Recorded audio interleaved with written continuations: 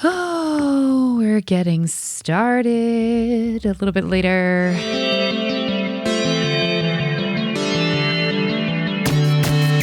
Oh, hey there, folks. You're listening to a bonus episode of Service from Hell, which is a podcast featuring people that are currently in customer service positions or the lucky few that got out and all of the good, bad, and infinitely irritating things that go along with that work. I'm actor and writer Kate Gaffney, and I'm going to be discussing something pretty unique today. I have been asked repeatedly by either people in my life or some listeners have asked, and just general conversations with people about the unemployment situation. And I've just heard also unrelated to the podcast, casual conversations that people have been bold enough to have around me or with me or about me in regards to the extra $300 that is being given by the federal government, or should I say was being given out by states after the federal government provided it for them, in addition to people's baseline unemployment pay. And I'm going to be honest, I have been just really frustrated, filled with rage is really what I keep saying, when I hear people talk about it who it doesn't affect and who have no idea what they're talking about, and who, when pressed about, well, what's the military budget for the country? And they don't know that in 2021, the budget request was for $740.5 billion for national security, $705.4 billion of which was for the Department of Defense.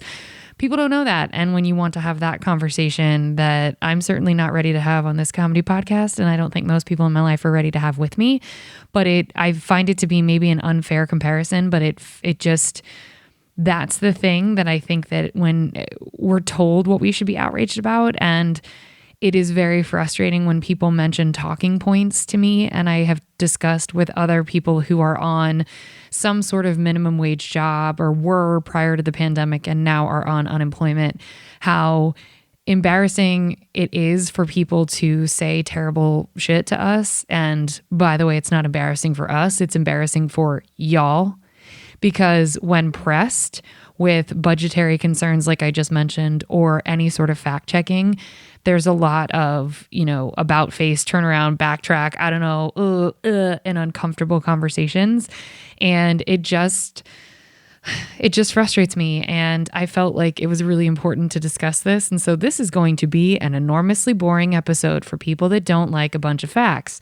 But if you normally listen to podcasts that actually fact check themselves and mention a lot of boring statistics, you're going to be right at home. So for all of my slew nerds that casually listen to this podcast, perk up, because you're about to get a bunch of math all up in your face, well, really your ears, and it's presented by me. Also, I wanted to mention that in the show notes, you are going to, because I am petty and annoying, but also don't want to misrepresent information ever, you're going to see a boatload of it'll be a sampling really of the links that I used to research this episode, because unlike most of the episodes in this very breezy, casual comedy podcast, I don't have to do much research. I get to just talk about funny people and talk with funny people about their life experience. And they really do the heavy lifting. I mean, if you pay attention to most podcasts, the host really doesn't have to do much. So not to brag, but I usually get to sit back and relax. And this was not one of those episodes.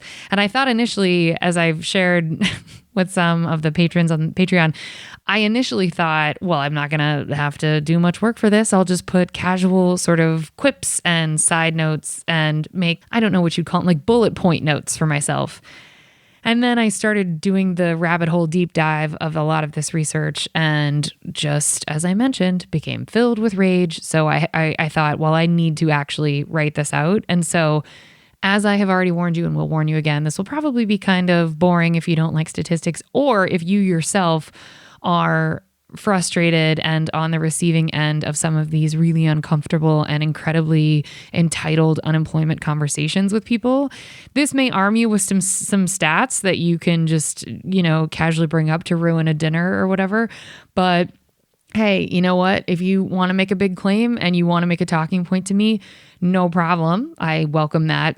But I'm going to slap you in the face with some facts. The problem is I won't speak up if I'm not at the ready with a bunch of facts that I can back up and cite sources for. And how often does that happen in casual conversation when you're sharing apps at Chili's? Like, you just don't.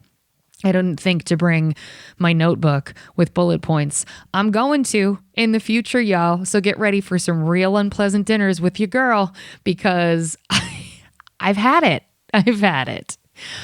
Okay, so that's the reason that this episode is being called the unemployment episode. The revolution is being televised.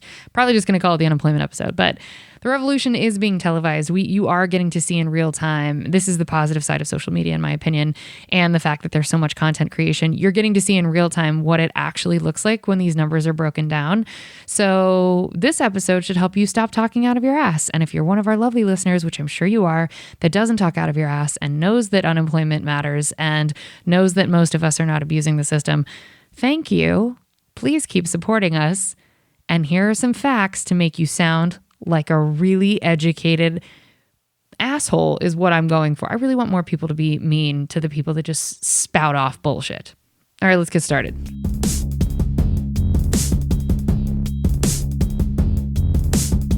Okay, so as with all things, everybody knows I like a lot of quotes, but my favorite quotes as of late have been, people just don't want to go back to work, or people are so lazy. This just shows that when the government gives out money, people take advantage. There are so many people gaming the system.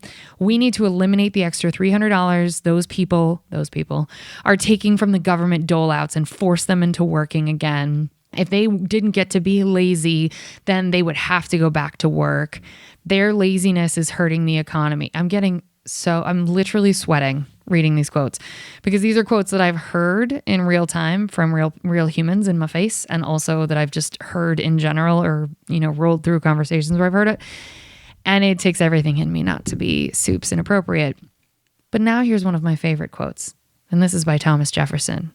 I know he can be controversial, but he's an OG for this quote. Whenever there is in any country uncultivated lands and unemployed poor, it is clear that the laws of property have been so far extended as to violate natural right. The earth is given as a common stock for man to labor and live on. If, for the encouragement of industry, we allow it to be appropriated, we must take care that other employment be furnished to those excluded from the appropriation. If we do not, the fundamental right to labor the earth returns to the unemployed. Thomas Jefferson. Okay, so as of 2021, here's where it gets boring, y'all. As if the Thomas Jefferson quote didn't really open the door for a rousing, good, fun time of a podcast. I'm done apologizing for it, though. That's the last time you're going to hear me say that. As of April 2021, the population of the U.S. is, get ready for this, 331,449,281 people. And I want to say that was of April of 2021. So please do not come at me hard with, by the time you listen to this episode, it's quadruple that or whatever it is because of all the COVID babies. As of April 2021, the U.S. unemployment rate is 6.1% of the population. So I did the math because I'm a hero, and that equals about 20,218,406 people. So, which is, like I said, 6.1% of the population. As of 2021, about 4,593,559 people are employed in the fast food restaurant industry in the U.S. And as of December 2020, 13.13 million Americans work in hospitality and leisure, in what is called the hospitality and leisure industry. And this is per the U.S. Bureau of Labor Statistics. As of March 26th, 2021, 24 states have ended what is being called the bonus, $300. So that was what was in addition to the unemployment that we all filed for, that was slated federally to be able to run until September of 2021 under the American Rescue Plan, which that passed in March of this year. When asked directly, Labor Department officials from the Washington, D.C. offices stated that they are unable to force the states that are not paying the survival wage, is what I call it, or that extra $300, out to the residents of each state, as the states themselves have the autonomy and the state governments have the autonomy to choose whether or not they want to do it, which is why as of the time of this recording, which is Wednesday evening, the May 26th of 2021, 24 states have signed up to no longer give that extra $300. So I just want to point that out because That makes me crazy. And so I'm going to be referencing, there's an article in the Washington Post that is written by Eli Rosenberg, and it's just a super well done article. And he traveled all over the country getting quotes from people in regards to hospitality in the restaurant industry and how sort of individuals were affected, which is always an effective journalistic choice.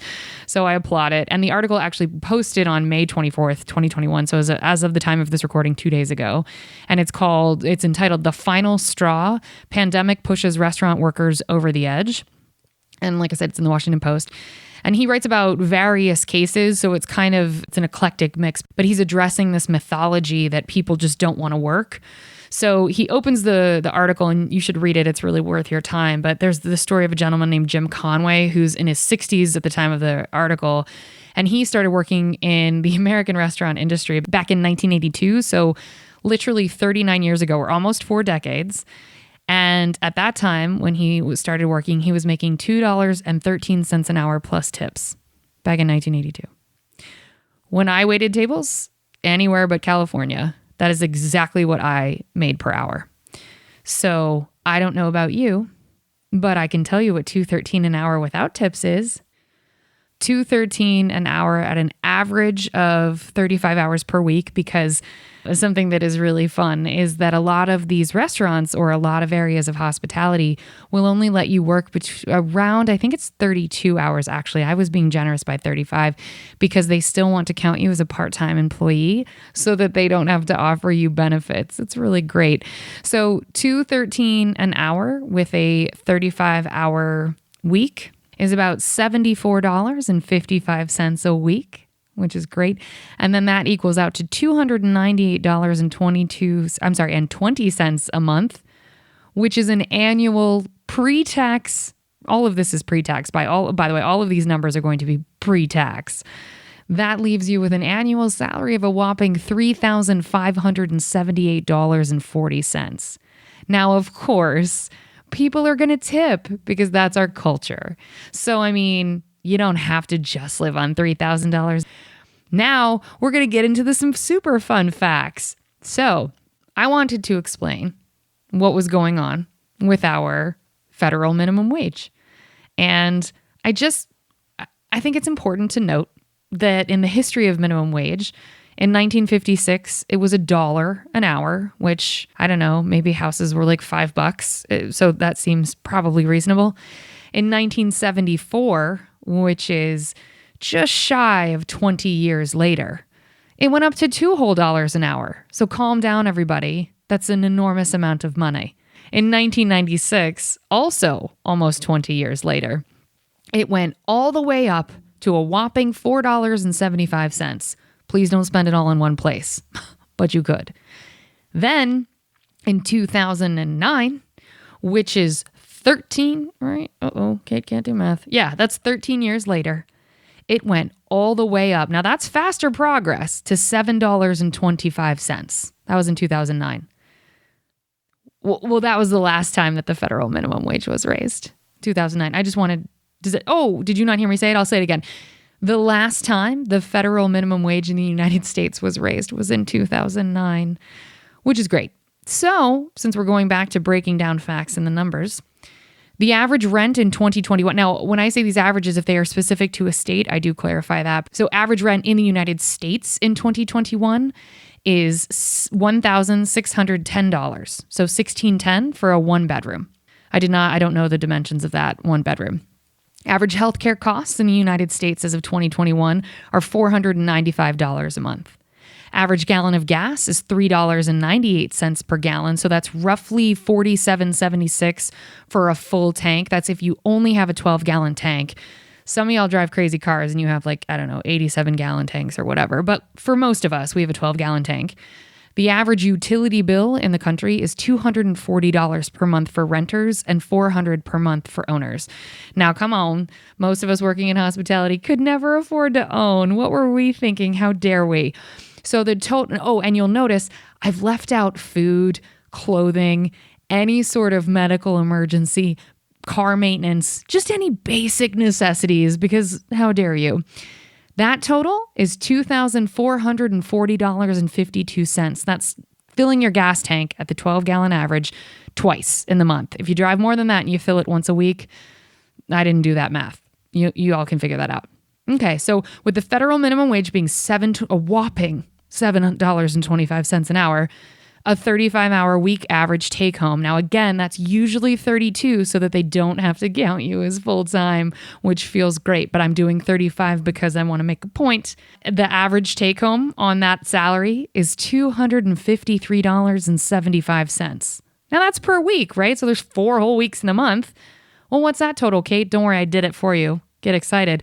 That total is $1,015 for the month.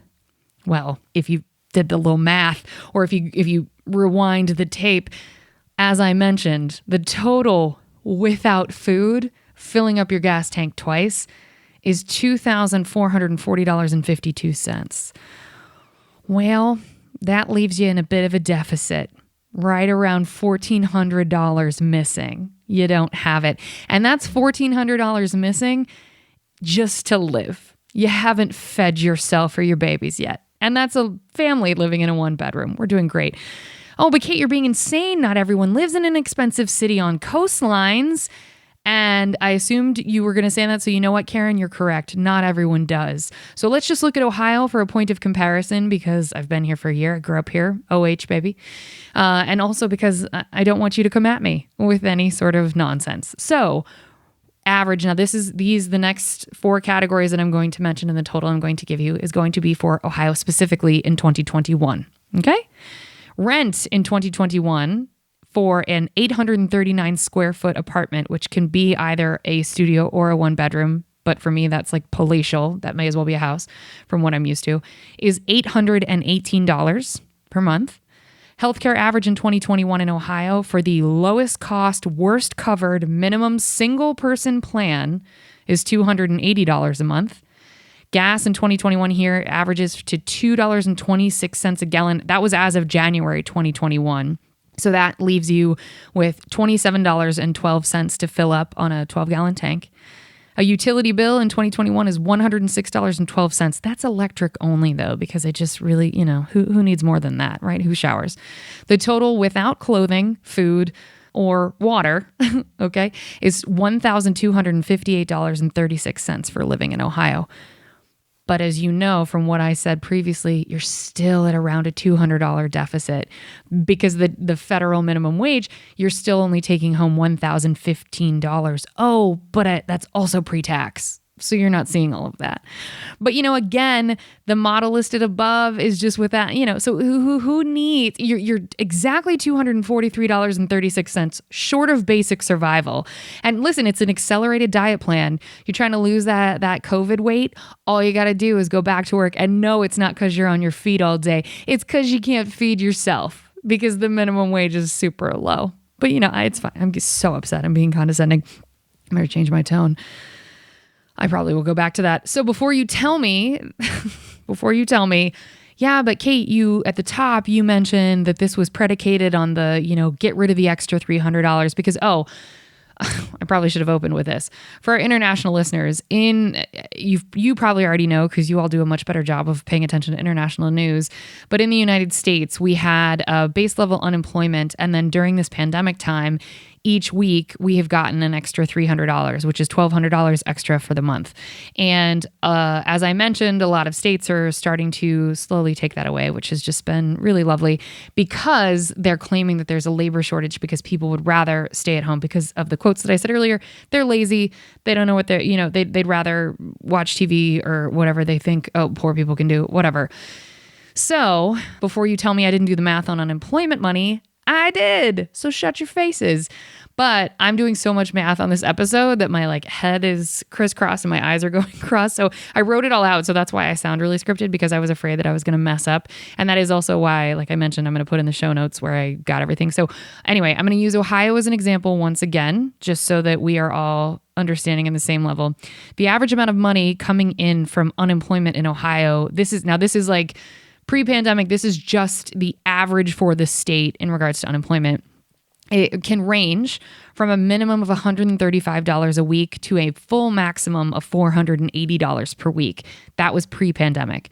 Unemployment in Ohio is calculated by dividing your total wages earned during the base period from any employer who pays unemployment contributions, which isn't all of them, by the total number of weeks worked during the same base period for the same employers. So for example, if you make $32,000 total from this employer, that's divided over 32 weeks, and then the average weekly rate for that employer would be $1,000, right? So then they calculate your unemployment based off of that.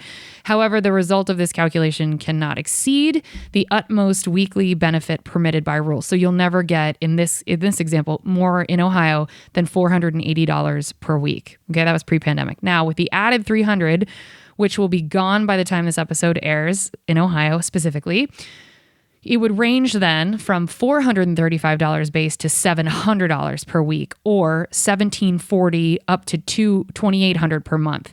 So that averages from either $20,880 annually to up to a whopping $33,600 annually. That's assuming you get the entire benefit amount allotted plus the $300 and you've been on for a year.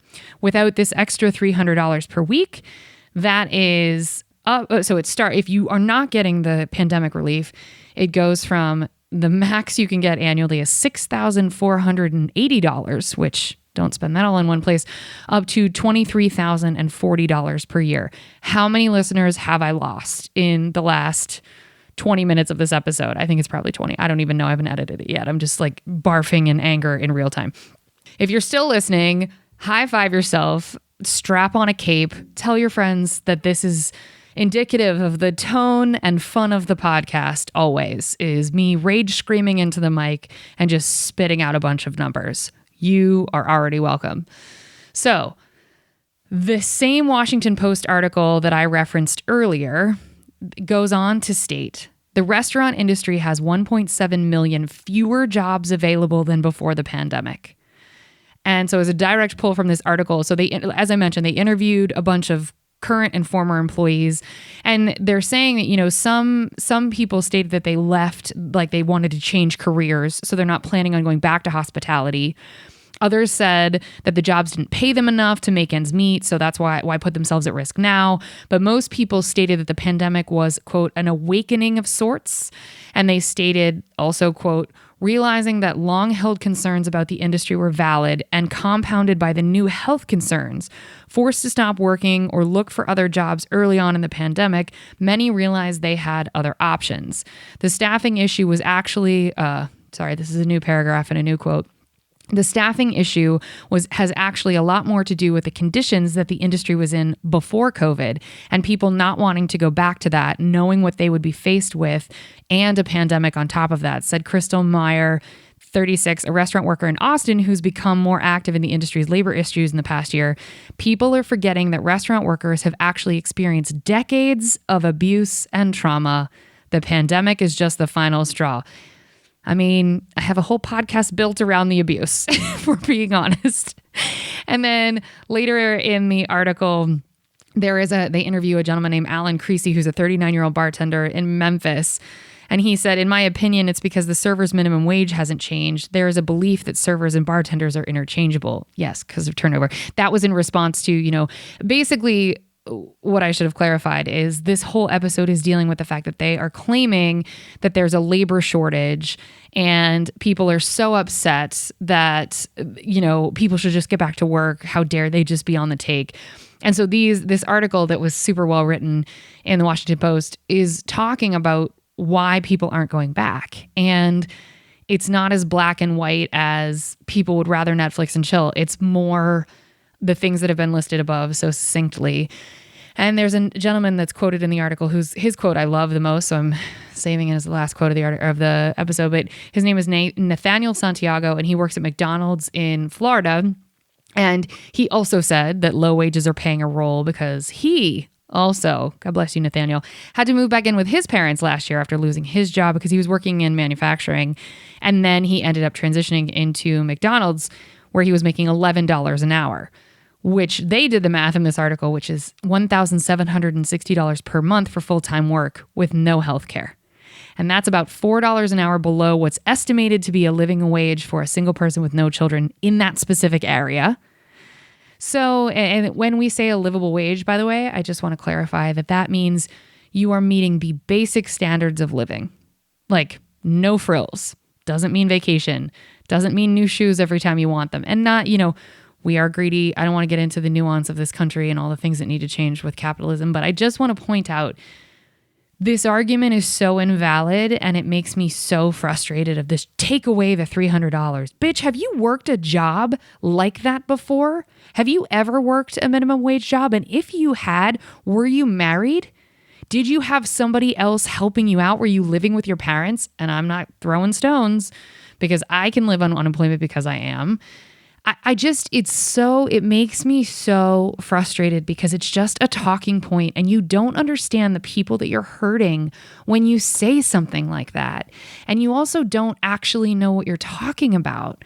It is astounding to me how, COVID showed us this, how we will turn on each other so that either the government or the employer can actually, be given some grace. It's like, when do we give each other grace? When do we give employees grace? And, it's unconscionable that this country has billionaires or that any country does. It's unconscionable. And during this pandemic, the billionaires became saw more billions.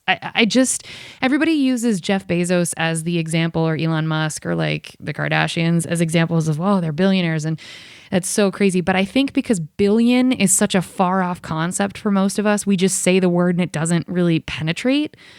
But the numbers that I'm saying in this episode are real. And this is what, you really do want your iced coffee from McDonald's. And you were like, well, the McDonald's coffee is cheaper than Starbucks. Yeah, Starbucks offers health insurance. I'm not here to defend Starbucks. They're also a corporation, but they arguably seem to be paying a living wage, although I've never worked there, so I can't speak to it directly, but the things I've read suggest that. And they offer their employees health insurance. And some of the big corporate chains and restaurants say that they offer health insurance. I worked for one that claimed that, but they would never schedule me enough hours where I would qualify. And I was desperate. And I said, well, what if I pick up enough shifts in the week? And they said it goes by quarter. So even if for 2 months I picked up all the extra shifts and was able to work the 40 hours, if by the third month I didn't qualify for insurance. And so I ended up getting insurance on my own. And that was costing me then $200 a month. It now costs me $300. And I feel like people just talk and they just repeat these particular talking points. And you don't actually know who you're affecting or what you're saying. And we all want the cheapest coffee or the cheapest groceries or the cheapest clothing. And we all the cheapest vacation. Like we all are fighting for things to be cheaper. And Amazon built an entire model around the idea that the cheaper that it is, the more you can pump out, the more people will buy. And you did the same to customer service workers, but particularly people in restaurants and hospitality. Like we all did it. It was like, I want the most, I feel entitled to, fill in the blank, or you're going to earn this tip. You're going to sing for your supper. And if they don't come back to the table quickly enough, that's a buck off the tip, because it's some like warped sense of power that you seem to feel that somewhere in your life you don't feel power. So you feel power over this employee who literally can't pay rent unless you gift them with free money. I know this topic is going to have to change on this podcast because everyone's probably getting sick of hearing about it. But I was so affected by people just looking me in the face and saying they just need to get rid of the extra $300 a week. And it's like, you don't actually know what you're talking about, and you don't know what those numbers break down to. Now you do if you listen to this episode and you're dripping with shame. And I wasn't here to cause shame for people, maybe a little bit. But I don't know many places apart from maybe other parts of the world where $33,000 is an annual income. And that is if you are maxing out unemployment in Ohio and getting the pandemic relief on top of that. That is the most money you will make. So this attitude that all of a sudden people are becoming millionaires on unemployment is a fallacy. And you sound stupid when you say it. And this is probably going to abandon me from some listeners, but It's personal. It's so deeply personal. And if you have been following, which a lot of you have, and I'm so grateful for you all, if you've been following the journey of this podcast, like it was just a comedy podcast where I interviewed funny people. And then the pandemic hit. And I went from bi-weekly to weekly, which because I had the time to do it and I had the passion and I really wanted to. And I'm so grateful it happened. And you guys know the quarantine crew that started with Punky and Lee, it ended up being the thing that got me through that time and got a lot of it. I had it so much easier than so many people. I'm not complaining. I think that time I only make reference to those episodes because it punctuates what I'm saying now. And if you haven't listened to those episodes, it's probably hard to listen. I have had listeners say it's actually kind of hard to listen to those episodes now because they're also in it. And they've told me, 6 months from now, when things are sort of back to normal, we'll go back and listen. But those episodes are also chaos. I'm only referencing them because we break down in real time what it was like to find out you lost everything overnight. And, I discuss moving and there's so much that happens. I mean, Punky's bitch ass booked SNL during that time, so I don't feel too bad. But in the beginning, when it was so unknown for all of us, it was overwhelming. And the financial piece was overwhelming. And I think this is sort of, I don't want to keep talking about COVID. I don't want this to be like exactly what I've told my comic friends. Please don't make your first sets back on stage all about COVID. We're living it in real time. We don't want to hear about it. And I know I've discussed it a shitload on the podcast, and it's just the reality. So I should take my own advice. I am a bit of a hypocrite, but I think that I found it so important to discuss this because A, it's personal, and B, most people will hear a talking point and we're all busy and we're all grieving and we're all overwhelmed and we're all walking through this time together, that some of us don't have the energy, myself included, to always fact check the things that are presented. So we sometimes just say, oh, fuck it. Like, I'll take that as true. Or if a friend sends me a link, I'm like, I trust this friend. I'm going to assume they did the fact checking. I'm not going to do it myself. I'm super guilty of that. So I'm not like in an ivory tower in this setting, but I am someone that is directly, repeatedly, and weekly affected by the financial anxiety that comes from this whole time and not knowing. And the thought of that extra $300 going away is overwhelmingly scary. And I don't have rent. I cannot imagine for my friends that are still in LA and trying to cobble together some sort of living and have had to try and do it this whole time, which God love them. I do not know how any of y'all listening in LA right now who were in my same situation, I don't know how one of you survived this time, paid rent, did anything. I don't know how you all did it. And probably some of you, I don't want to know. No judgment. But for me, I think it's such an important reminder that you don't always know the situation. And even if you see it presented in the news, if you know someone that is quote unquote on the take, whatever, speak to them, ask them about it, ask them for real numbers. Most people, myself included, will be transparent about that and explain, oh no, you're misinformed. It is impossible to live on X amount of dollars. Here's what I'm actually bringing in. Here's how I can afford to live. And I wanted to spend time clarifying this. And God bless Eli. I think it's Rosenberg. I know I said it at the top of the episode. Now I can't find where I wrote it.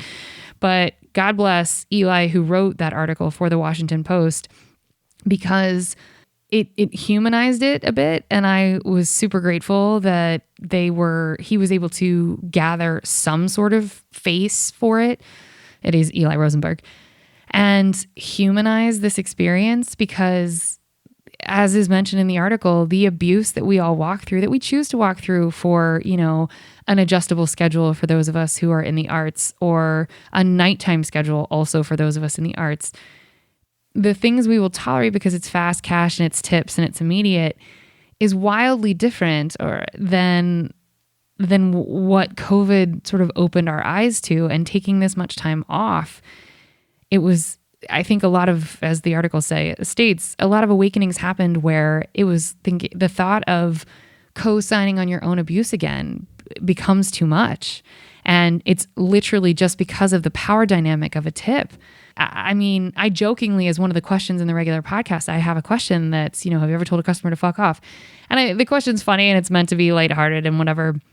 But what I really am doing is selfishly trying to get some, sort of live vicariously through the person who actually did stand up for themselves. If you all listen to Christopher Plackett's recent episode where he dropped a full-on Mott's apple juice, case of apple juice on a woman's table because she waited for, he said, 5-10 minutes to get an apple juice, and he was slammed, and it was obvious he was slammed. And so she called the manager over and said, this is atrocious. I can't wait this long. So, God bless him. But when he told that story, I was like, hell yes. Like, give me some of that energy. Yes, please. So that is why that question's in there. But it's only because the abuse has been normalized. And I have an episode that I recorded that I keep referencing that I swear I'm going to release at some point.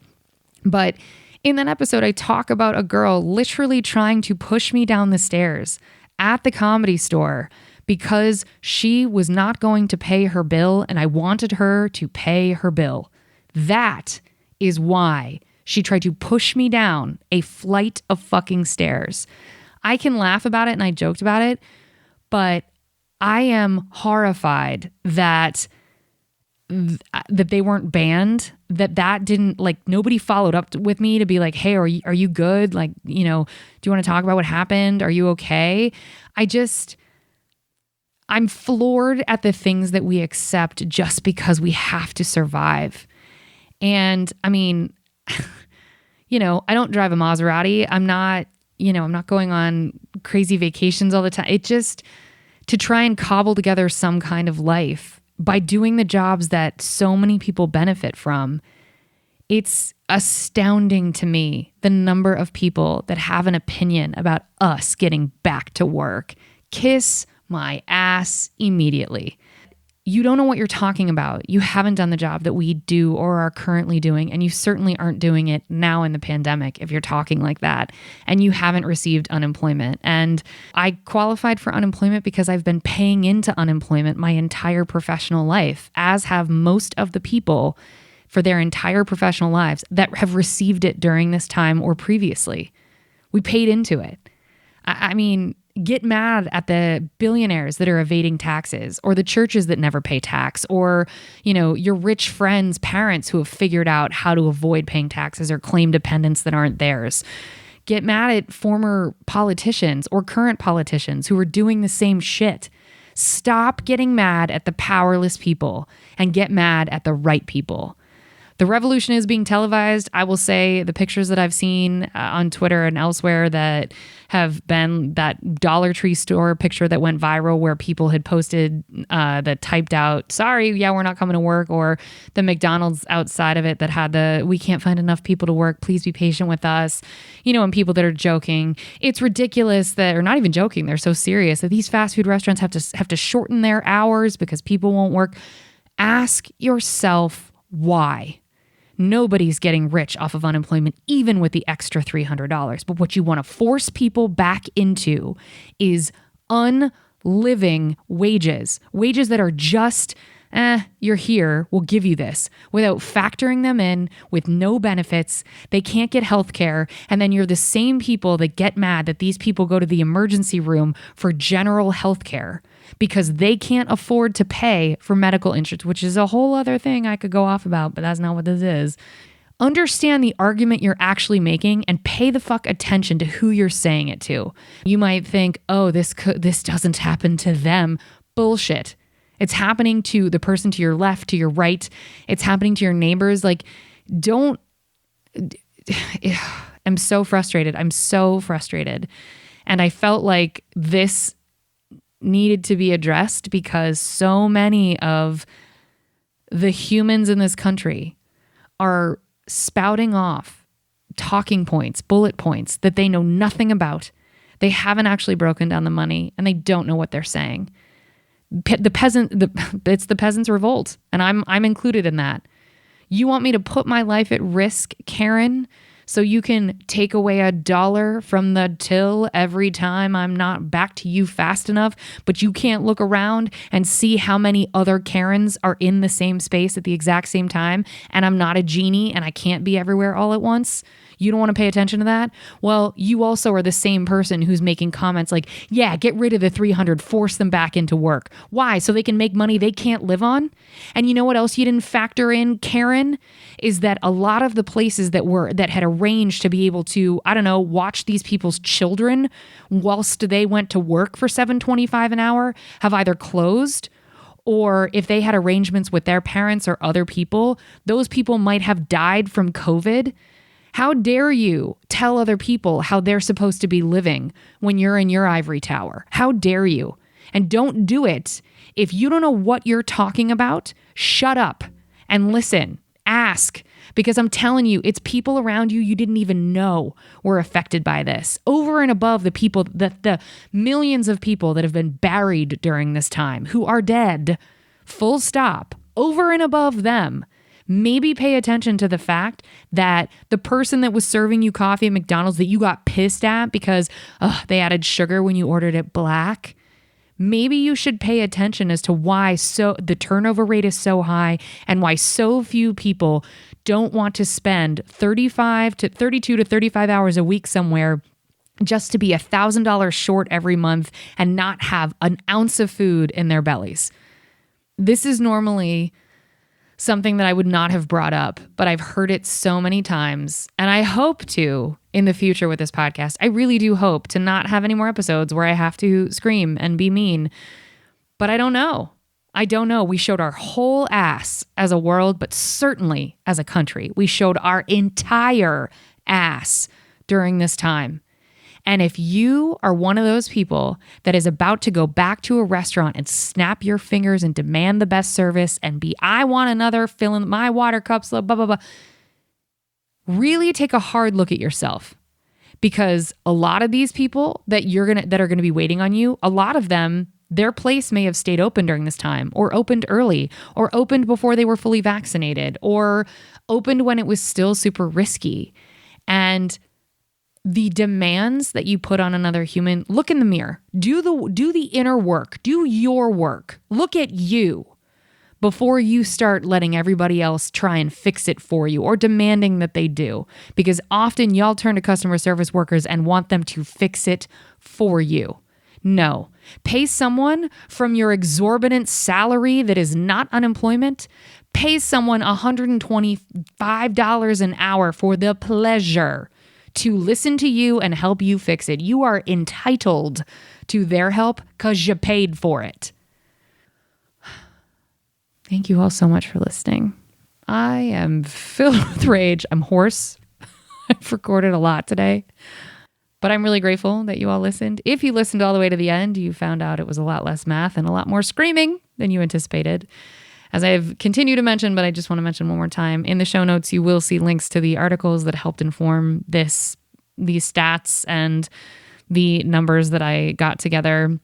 And if you can find somewhere that fact checks me on any of this stuff, you always know that you can email me or email the podcast at servicefromhellpodcast@gmail.com, and it will get to me. And if you want more screaming bonus content, you can always find us on Patreon at patreon.com/thekgaffney. And dear God, remember, during this time, as things start to open back up and comedy's back and live events are back and we're all just having the best, most ridiculous time, if you can't afford to tip, stay the fuck home, because no one has the capacity to deal with your bullshit. Oh, you don't like a tipped system? Change the federal minimum wage to something people can live on. And if you can't change the federal minimum wage, if you have a business, pay your employees. Because to end this episode, I'm going to read a handful of tweets because I'm unoriginal. I don't care. I know Robert Reich is a very controversial Twitter personality, but I find his tweets good. And if you're going to cancel me for that, I haven't done a deep dive. I've only paid attention to his labor stuff. So if it turns out he's racist and terrible, I will retroactively edit him out of this episode. But there are a couple tweets that I want to read of his. He said, Reminder, if wages had kept pace with productivity gains since 1968, the current minimum wage would be more than $24 an hour. 15 is the floor, not the ceiling, of what working people deserve. He then went on to say, because MSNBC had posted, after raising employee wages to $15 an hour, Clavari's ice cream parlor in Pittsburgh received well over 1,000 applications for job openings.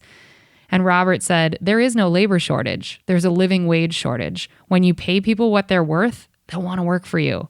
And again, 15 is the baseline. And Mother Jones had said McDonald's workers are striking for a $15 minimum wage. We supported McDonald's through the pandemic, they said, and now you need to pay us enough to support our families and our communities. That's right, Mother Jones. And then Robert, in response to that, said solidarity with fast food workers striking across the country to demand McDonald's pay every one of their employers a $15 living wage. I urge you, don't cross the picket line. Stand against starvation wages everywhere. It's literal starvation wages. I explained it in this episode. And another tweet from Trotsky 21 said, I went out and surveyed my town for worker shortages. Jobs paying $30 an hour or more, no shortage. 25 to 30 an hour, no shortage. 20 to 25 an hour, no shortage. 15 to 20 an hour, a couple help wanted signs. Jobs paying less than 15 an hour, shortage.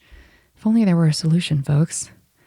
And then the thing that's getting a lot of heat. Well, I have two more, but the thing that's getting a lot of heat right now is Steak 48 I think it's in New York. It's some like fancy restaurant, and they're claiming that they're going to charge a minimum of $100 per person when you go there. And so Kate, her name is Skylar, 1973. KT is her Twitter handle, or her Twitter name. I can't read it. I'm so sorry. It's Slayer 1973. Anyway, she wrote, so if Steak 48 is going to change the minimum to $100 per person, then does this mean they will be raising wages for employees too? And someone named Stonsky or MD Coach 21 said that's exactly what Steak 48 just did. People come in and only spend $40 to $50 means you're only getting $8 to $10 in tips. You have a table with a $200 to $300 check tab, then guess what? Bigger check typically means a bigger tip.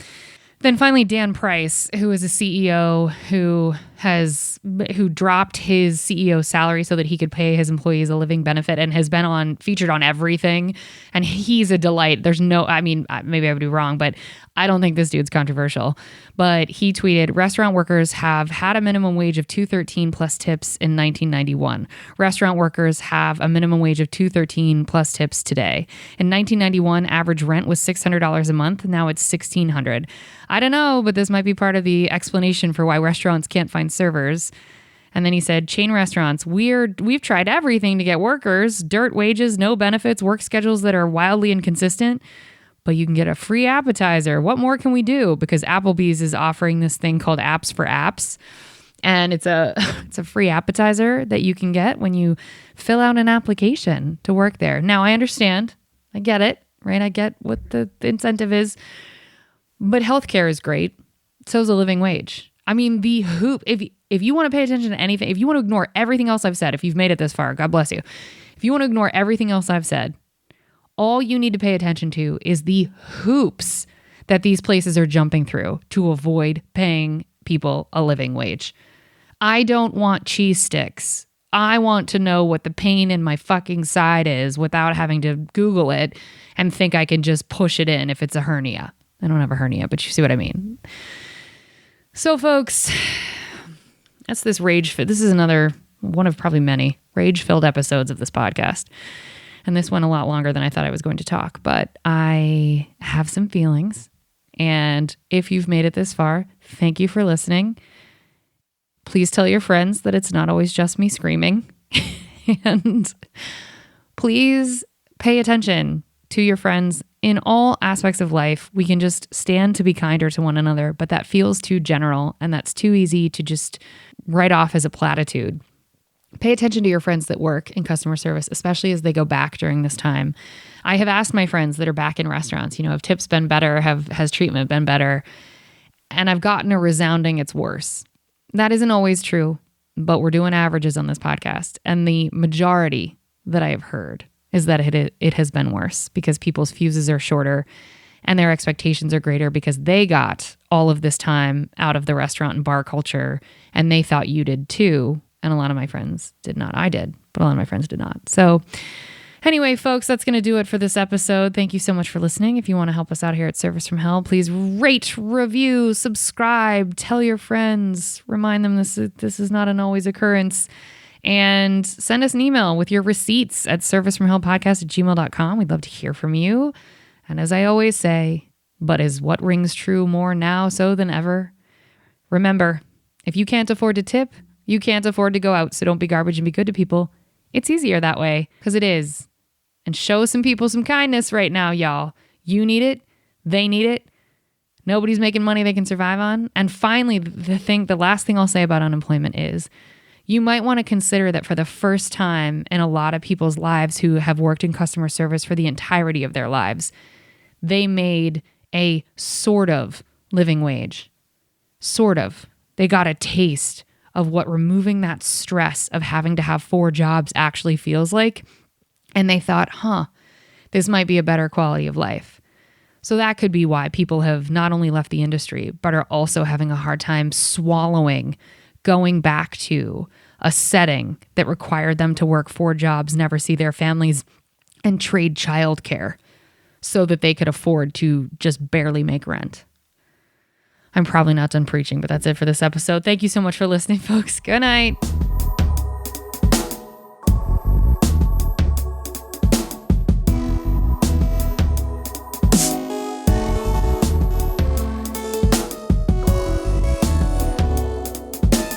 Also, side note, I did this all in one take. So if this ends up being a jumbled, garbled mess, as this excuse outro is also a jumbled, garbled mess, apologies. I couldn't do 2 takes of this. I'm too tired. It's a subject that's probably not healthy for me. So I did 1 take. Okay, thanks.